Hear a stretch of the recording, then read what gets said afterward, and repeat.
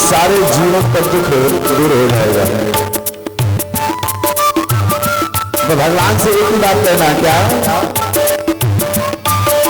तुमको अपना मान लिया है, जीवन तेरा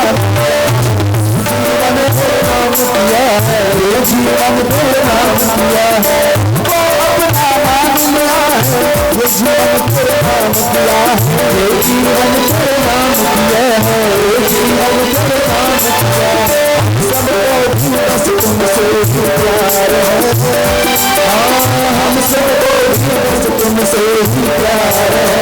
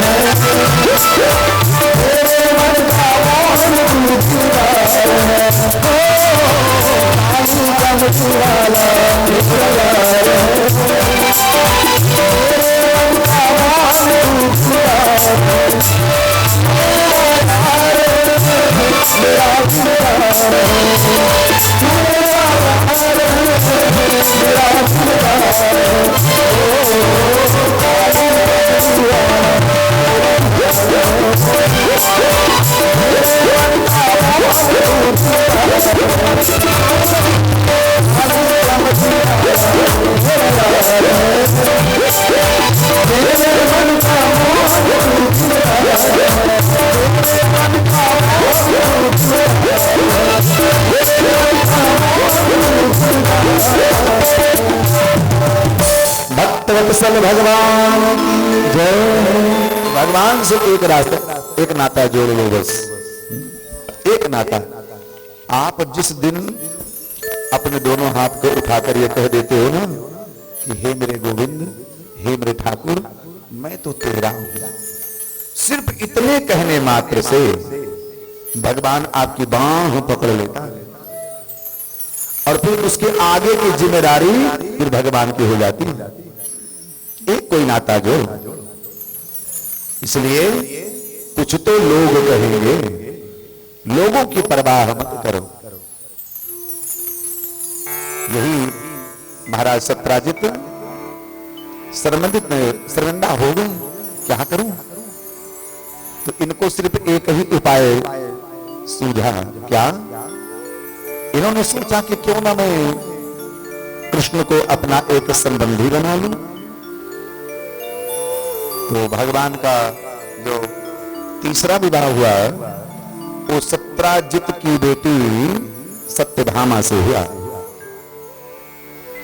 भगवान का चौथा विवाह है कालिंदी माने जमुना के साथ में हुआ। एक बार भगवान श्री कृष्ण अर्जुन के साथ में जमुना जी के किनारे घूमने के लिए गए, तो वहां जाकर क्या देखा कि एक कोई देवी, कोई राजकुमारी जमुना जी के किनारे बैठकर भजन कर रही है। भगवान ने अर्जुन से कहा कि अर्जुन जाके पूछ के आओ कि ये देवी किसकी आराधना कर रही है और किस लिए आराधना कर रही है। अर्जुन गए और पूछा, तो उस देवी ने कहा, अहम देवस्य सदेतुर्देवता पतिच्छति विष्णुं वरण्यं वरदं तपः। मैं भगवान श्री कृष्ण को पति रूप में प्राप्त करने के लिए ये भजन कर रही हूं, ये आराधना कर रही हूं, तपस्या कर रही हूं। अर्जुन मुस्कुराए और बोले, भगवान कृष्ण को पति रूप में प्राप्त करने के लिए इतनी आराधना, वो तो मैं अभी करा सकता हूं। और भगवान श्री कृष्ण का विवाह जमुना जी के साथ में अर्जुन ने ही करा दिया। जमुना जी के किनारे ही मंत्र बोल दिए और भगवान का ये चौथा विवाह हो गया। एक बात और बताएं, बड़ी आनंद की, बड़ी पटे की बात है। जो भगवान श्री कृष्ण की आराधना करता है, राम जी की आराधना करता है, उस घर में कभी किसी की अकाल मृत्यु नहीं होती। पहली बात। और जो भगवान कृष्ण की आराधना करता है उसके घर में नवग्रहों का प्रभाव नहीं पड़ता है। नवग्रहों में सबसे ज्यादा डर किससे लगता है? हाँ? जोर से बोलो। हाँ? शनि से। हाँ? हर शनिवार को देखो मंदिरों में महाराज सबको डर लगता है। लेकिन आपको बताएं, ये जो शनि ग्रह है ये भगवान कृष्ण का सगा साला है। रिश्ते में बिल्कुल खास रिश्तेदारी है, सगा साला है। और जो मृत्यु के देवता हैं यमराज, मृत्यु के देवता जो वो भी भगवान कृष्ण के सगे साले हैं रिश्ते में। और जो ये सूर्य नारायण भगवान है ये भगवान कृष्ण के सगे साले ही हैं, ससुर जी हैं रिश्ते में, फादर इन लॉ। हाँ? अब आप कहेंगे कैसे? तो सूर्य पुत्र शनि, सूर्य पुत्र यम, सूर्य पुत्री यमुना। तो शनि की बहन हुई कि नहीं हुई? यमुना। इसलिए तो भाई दूज मनाया जाता है। यम अपने यमलोक से वृंदावन में आते हैं अपनी बहन यमुना से तिलक कराने के लिए। इसलिए जो भगवान श्री कृष्ण की उपासना करता है और प्रेम से करता है, लगन से करता है, भाव से करता है, विश्वास से करता है, उस घर में किसी की अल्प मृत्यु नहीं होती है, अकाल मृत्यु नहीं होती है। उस घर में कभी किसी ग्रह का प्रभाव नहीं पड़ता है। आपने कभी किसी पंडित जी को कोई शनि का उपाय करते हुए देखा है? बल्कि दूसरों के उपाय कराने के लिए जाते हैं।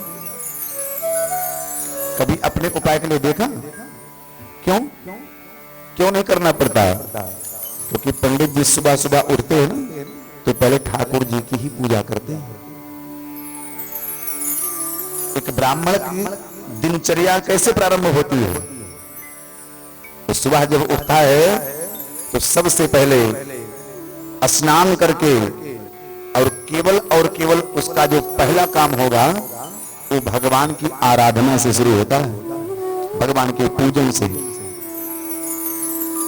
शिव जी को जल अर्पण करना, सूर्य नारायण को जल अर्पण करना, ठाकुर जी को स्नान कराना, उनका श्रृंगार करना, उनकी धूप दीप आरती करना, उनको भोग लगाना, उनकी स्तुति गाना, उनके मंत्रों का जप करना। यही तो एक ब्राह्मण का कर्म होता है सुबह सुबह जब उठता है। और यही कार्य आप भी प्रारंभ कर दो, फिर देखो आपके जीवन से सारी समस्याएं दूर हो जाएंगी। चौथा विवाह जमुना जी के साथ में हुआ।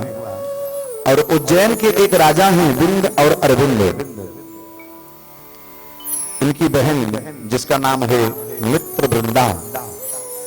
ये भगवान का 5वां विवाह हुआ। कौशल नरेश के राजा नग्नजित की बेटी सत्या के साथ में भगवान का 6वां विवाह हुआ।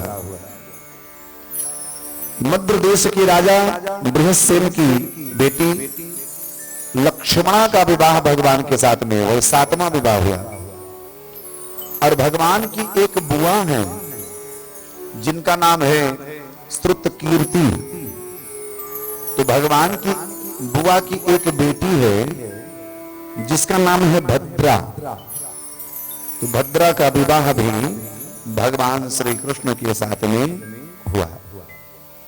ये भगवान के कुल 8